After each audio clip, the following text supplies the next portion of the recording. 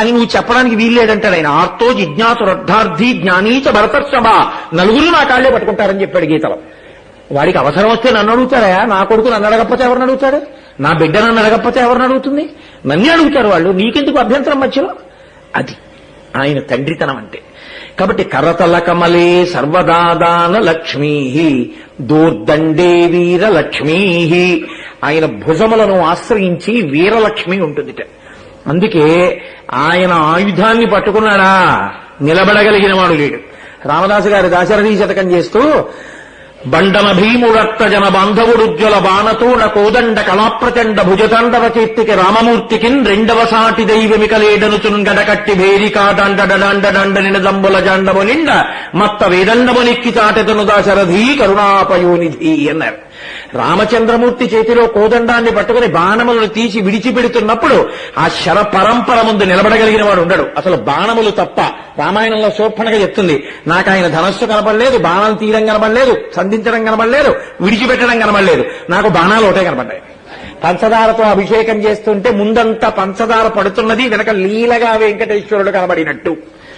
ఇంకా పాలతో చేస్తే కనబడతాడు, పంచదారతో చేస్తుంటే ముందు ఇలా పంచదార పొరలా పడిపోతుంటే దోమతెరలో పడుకున్న వాళ్లే ఉంటాడు. అలా నాకసలు రాముడు కనబడలేదు, బాణాలే కనబడ్డాయని చెప్పింది శోభనక.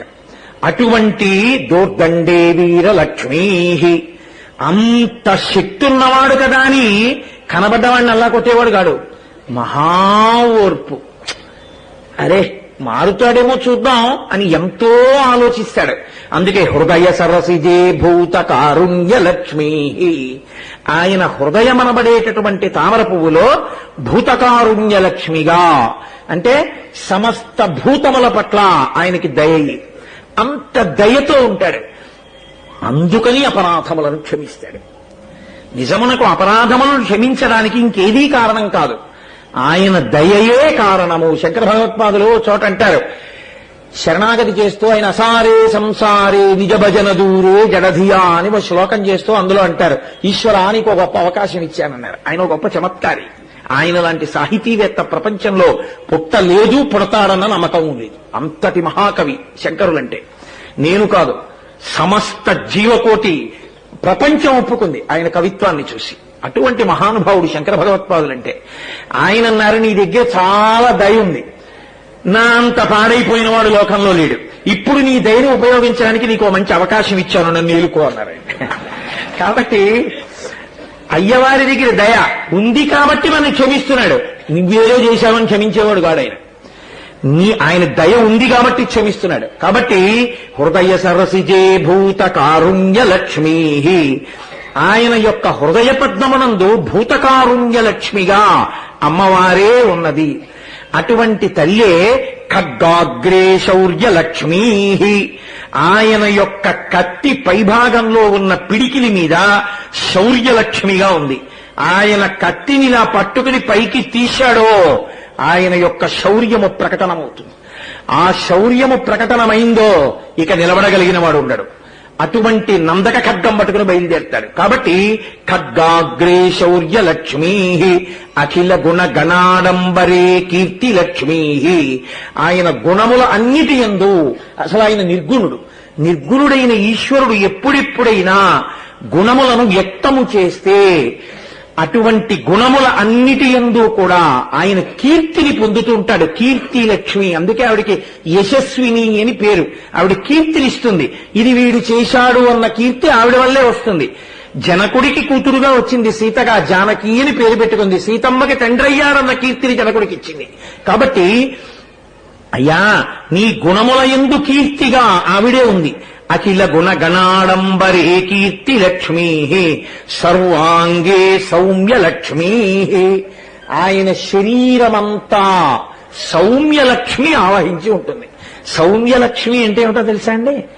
సౌమ్యమే శాంతము. శాంతము అన్నది ఎటువంటిదో తెలుసా? ఆ శాంతము తెలుపు రంగు లాంటిది. తెలుపు రంగు కాదు, నలుపు రంగు కాదు. మీరు బాగా జ్ఞాపకం పెట్టుకోవాలి ఆ విషయం. తెలుపు నలుపు రంగులు కావు. తెలుపు అన్నిటినీ విడిచిపెట్టేటటువంటిది, నలుపు అన్నిటినీ పుచ్చుకునేటటువంటిది. White is a process of reflection, whereas black is the process of absorption. నలుపు అన్ని పుచ్చుకుంటుంది, తెలుపు అన్ని విడిచిపెట్టేస్తుంది. తెలుపు ఎటువంటిదో శాంతం అటువంటిది.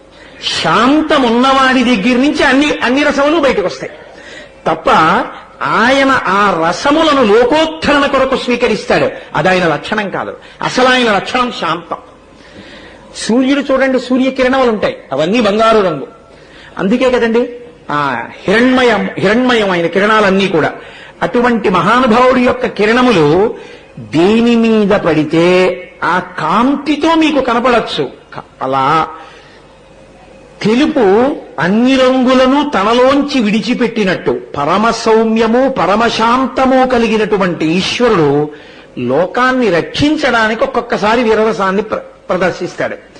లోకాన్ని రక్షించడానికి భీభత్సరసాన్ని చూపిస్తాడు. రామచంద్రమూర్తిగా 14,000 మందిని తెగటార్చలా భీభత్సరసాన్ని చూపిస్తాడు. ఆయన్ని ఒక్కొక్కసారి శృంగార రసాన్ని చూపిస్తాడు. నిన్న మీరు కీర్తన వినలా, పలుకుతే నెల తల్లి పవళించెను కలికితనమున విభుని కలసినది కామ. శృంగార రసాన్ని ప్రకటిస్తాడు. ఆయన్ని దయని ప్రకటిస్తాడు. దాశరథ రంగాచార్యులు గారు అడుగు ముందుకేసి చాలా గమ్మత్తైన కీర్తన చేశారు. అందుకే అమ్మవారే దయాస్వరూపిణి కాబట్టి అందరూ ఆవిండి అడుగుతుంటారు. రామదాసు గారు కూడా ననుబ్రోవామని చెప్పావే సీతమ్మ తల్లి ననుబ్రోవామని చెప్పావే అంటారు. ఏ రాముడికి చెప్పకూడదా? అమ్మ చాలా మాటలు చెప్పానమ్మా, వింటలేదు, నువ్వు చెప్పు. ఎప్పుడు చెప్తావో తెలుసా? ఏ భోజనం పెట్టేటప్పుడో చెప్తే అలాగే అని తలూపేసి వెళ్ళిపోతాడు, గుర్తుపెట్టుకోడు. బాగా గుర్తుపెట్టుకోవాలంటే అమ్మా, రాత్రి నిద్రపోయే సమయంలో పాన్పు చేరి నీ దగ్గర ఏకాంత సేవా సమయంలో ఎవ్వరూ లేనప్పుడు శృంగార రసాన్ని అభివ్యక్తం చేస్తూ పక్కలా చేరి నీ చెకీలి నొక్కుచు చక్కగా మరుకేళి సొకీయుండెడు వేళ ననుబ్రోవమని చెప్పావే. అప్పుడు బాగా గుర్తుంటుంది. అప్పుడు చెప్పమ్మా. అమ్మా అప్పుడు ఏమంటారో తెలుసా? అలాగే అలాగే అలాగే అంటాడు. మళ్ళీ పొద్దున్న లేచి మర్చిపోతారమ్మోయ్. అందుకని నిద్ర లేచి మళ్ళీ ఇలా కళ్ళు తెరవగానే నిన్ను చూసి ప్రసన్నంగా ఉంటారే, అప్పుడు మళ్ళీ ననుబ్రోవామని చెప్పావే. ఎంత చమత్కారం అండి! అమ్మవారి దగ్గర అంత స్వాతంత్ర్యం భక్తులకి. దాశరథి రంగాచార్యులు గారు ఇంకా చమత్కారం చేశారు. ఆయన అన్నారు, 7 శిఖరాలు నేనొడువలేను, వెంకన్న పాదాలు దర్శింపలేను. నాకు ఓపిక లేదు, డబ్బులు లేదు, నేను ఎక్కలేను, నేను చూడలేను. ఏమి డబ్బులున్న వాళ్ళైతే వెళ్ళిపోతారా చక్కగాను? కలవారినే కాని కరుణించలేడా నిరుపేద మొరలేవి వినిపించుకోడా, నిరుపేద మొరలేవి వినలేని నాడు స్వామి కరుణామయుండన్న బిరుదేలనమ్మ. అడగవే మాయమ్మ అనురాగవల్లి. ఎప్పుడు అడగాలట? నడిరేయి ఏజాములో స్వామి నిలుచేర దిగివచ్చును. రాత్రి నీ దగ్గరికి సంతోషంగా దిగొస్తాడే, అప్పుడు ఏమండి డబ్బున్న వాళ్ళు అయితే వచ్చి ప్రత్యేక దర్శనాలు, విఐపీ లెటర్స్, సేవా కార్యక్రమాలు, 5 రెట్లు కట్టుకోవడాలు, కట్టుకుని మీ సేవలు చేసుకోవడాలు, చక్కగా మీ దగ్గర ఉండడాలు, ఉత్తరీయాలు పుచ్చుకోవడాలా? ఆ నిరుపేదలందరికీ అతి లఘు మహాలఘు శీఘ్రలఘు ఈ దర్శనాలా? ఏం కారుణ్యం అండి మీది అని అడగండమ్మా. ఈయన అడగట, ఎవరు అడగలట? అమ్మవారు అడగలట. ఎప్పుడు అడగలట? రాత్రి పడుకోవడానికి పాపం ఆయన ఏదో సంతోషంగా ఇంతసేపు నిలబడి పద్మావతీదేవి దగ్గర వస్తే అడుగమ్మా. అమ్మని అడగమనేటప్పుడు, అమ్మ ఏంటమ్మా నాన్నగారు పిక్నిక్ వెళ్దామంటే, వద్దు వద్దు ఆడపిల్లవి ఒక్కదాన్ని పంపించను నీ నుదులు ఉండలేను అంటారేంటమ్మా. ఎంతమందిని వెళ్తారో తెలుసా అమ్మా? సరిత ఎడుతోందా, శ్రీవల్లి ఎడుతోందా, శ్రీలక్ష్మి ఎడుతోందా, ఇంతమంది వెళ్తున్నారు. వాళ్ళందరూ వల్లి నువ్వు ఎందుకు రావే అంటున్నారమ్మా. నాన్నగారికి అమ్మ చెప్పమ్మా నువ్వు కొంచెం, ఎంతమ్మా 2 రోజులమ్మా, ఇంతమంది ఉన్నారమ్మా, ఆడపిల్లలందరికీ వేరే అకామిడేషన్ ఇస్తున్నారమ్మా, నాన్నగారికి అన్ని భయమేనమ్మా అని తల్లి దగ్గర పెద్ద పాండిత్యం చూపించి అడగమంటుంది. నువ్వే అడుగు, నాన్నగారు వస్తున్నారుగా పూజ చేసుకుని, నేనే అడగగలిగేదానికి నిన్ను అడగడం ఎందుకు? ఆవిడ చక్కగా పలహారం పెట్టి బాగుందా, అది బాగుంది రొట్టి, ఫోన్లు 2 రోజులు, మళ్ళీ పెళ్ళైపోయి వెళ్ళిపోతే పాపం మనం పంపిద్దామంటే మాత్రం కుదురుతుందా? అల్లుడు గారు పంపించాలి. ఫోన్లేండి 2 రోజులు పంపిద్దాం, ఏం పర్వాలేదు, ఇదిగో ఆ నాగవల్లి ఎడుతోందిట, నాగమాత ఎడుతోందిట, సురస ఎడుతోందిట, వాళ్ళందరి తల్లులు కూడా తెలిసిన వాళ్ళే, ఏం పర్వాలేదన్నారు, పంపిద్దాంలేండి, సరే అయితే కానీ అంటాడు. అలా అమ్మ అడగవేమాయమ్మ అనురాగవల్లి. అసలు అమ్మవారి తత్వంలో ఉందండి ఆ గొప్పతనం. ఆవిడిని పట్టుకున్నంత తేలిగ్గా మీరు లోకంలో ఏ రూపాన్ని పట్టుకోలేరు. ఎందుకంటే అజ్ఞానంతో పట్టుకుంటే క్షమించేది పుట్టుక నుంచి అమ్మే. అందుకే ఆవిడ్ని తాయార్ అని ఒకరు, లక్ష్మి ఒకరు, సరస్వతి ఒకరు. కానీ ఎక్కడ ఎవరైనా సరే ఆఖరికి ఆవిడ్ని పిలిచేదేనంటే అమ్మవారి దేవాలయానికి వెళ్ళొచ్చారు. అమ్మ అంతే. ఏమీ తెలియని వాడికి పోలేరమ్మ, అన్నీ తెలుసున్న వాడికి గాయత్రి.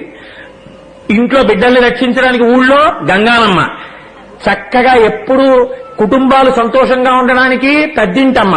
ప్రతి సంవత్సరం కాస్త పప్పు అన్నం పులుసు అన్నం నైవేద్యం పెడితే కాపాడడానికి ఇంట్లో ఉన్న వాళ్ళందరూ అన్నం తిని సంతోషంగా ఈ సంవత్సరం ఉన్న వాళ్ళు వచ్చే సంవత్సరం ఒకటి తగ్గిపోకుండా ఉండడానికి, ఆ కుటుంబాన్ని కాపాడడానికి ఆ ఊరికి అధిదేవతగా నూకాలమ్మ. మీకు ఐశ్వర్యం తీసుకొచ్చి ఇవ్వడానికి ఇలా తలుపులు తీసి మీకు ఈ సంవత్సరం ఒక కొత్త కారు, మళ్లీ తలుపులు తీసి వచ్చే సంవత్సరం ఇంకో కారు, ఇన్ని ఇవ్వడానికి తలుపులమ్మ. ఒక్కసారి అడిగితే మళ్లీ మళ్లీ ఇవ్వడానికి మరిడమ్మ. కాదు కాదు, మీకు ఎప్పుడు సువాసనలతో సంతోషంగా మీ జీవితం పరిమళభరితంగా ఉండడానికి చేయడానికి కూర్చున్నప్పుడు పద్మావతమ్మ. మీ పిల్లలకి బాగా చదువు వచ్చేటట్టు చేయడానికి శారదమ్మ. ఎన్ని రూపాలతో ఉన్నా అందరికీ అందుబాటులో ఉన్న అమ్మ మాత్రం ఆవిడే. అందుకే ఎక్కడో చమత్కారమైన మాట ఒకటి నేను విన్నాను, అది ఎక్కడదో నాకు తెలియదు కానీ, ఇంతమంది అమ్మదల్లు ఇన్ని దిక్కులుండగా పంట చేను కాపలాకు నేను ఎందుకో అన్నాడు ఒక ఆయన. ఎక్కడ చాలా నాకు నచ్చింది ఆ మాట. చాలా గొప్ప విషయం రా, ఎంత గొప్పగా అన్వయం చేసుకున్నాడు రా అని. కాబట్టి అమ్మవారు అందుబాటులో ఉన్నంతగా అసలు లోకంలో ఎవరు ఉండరు. కాబట్టి అమ్మా, నువ్వు సర్వాంగే సౌమ్య లక్ష్మీ. మా స్వామి అంత అందంగా కనబడుతున్నాడంటే ఆయనది కాదా గొప్పతనం, ఆయనలో సౌమ్యలక్ష్మిగా నువ్వు ఉన్నావు. కాబట్టి అంత దగ్గరగా వెళ్లి చూసి అలా నిలబడిపోయి అబ్బా అబ్బా అబ్బా అబ్బా అని తోసేసి జరుగు జరుగు అంటే కూడా వెళ్లకుండా అలా నిలబడుతున్నావంటే ఆ సౌమ్యం అంతా మా అమ్మది. మా అమ్మ ఆవహించి అలా ఉన్నాడు. కాబట్టి అది అందం అమ్మాయింది. సర్వాంగే సౌమ్య లక్ష్మీ సకల సామ్రాజ్య లక్ష్మీ మయితు విజయతాం. అమ్మా, నాకు నువ్వు సమస్తమైనటువంటి భోగములను అడగవలసిన అవసరం లేకుండా నాకెప్పుడు ఏమి కావాలో అవి ఇచ్చిన తల్లివి, నాకు ఇస్తావన్న విశ్వాసం కూడా నాకుంది. కాబట్టి నీ పాదముల యందు చెక్కు చెదరని భక్తిని నాకు ఇయ్యి అని అసలు లక్ష్మి వెంకటేశ్వరుని యందు ఎక్కడుందో చెప్తారు. అందుకే తీర్థం తీస్తే ఇక్కడి నుంచే తీస్తారు. కరతల కమలే సర్వదాదాన లక్ష్మీ. ఆ చేతిలోంచి పడిన తీర్థాన్ని తీసి భక్తులకందరికీ వినిమయం చేస్తారు. అటువంటి తల్లి నా తల్లి. ఈ రోజు శుక్రవారం కదూ, అందుకని తల్లి గురించి కాసేపు అమ్మవారి గురించి పద్మావతి స్తవంగా ఇవాళ ప్రస్తావన చేశాను. నేను మంగళం చెప్తాను, మీరు లేచిపోకండి, వాహనం వెంట వెళ్ళిపోవచ్చని. ఆ కార్యక్రమం గురించి నేను ఒక్క పర్యాయం మీతో మనవి చేస్తాను.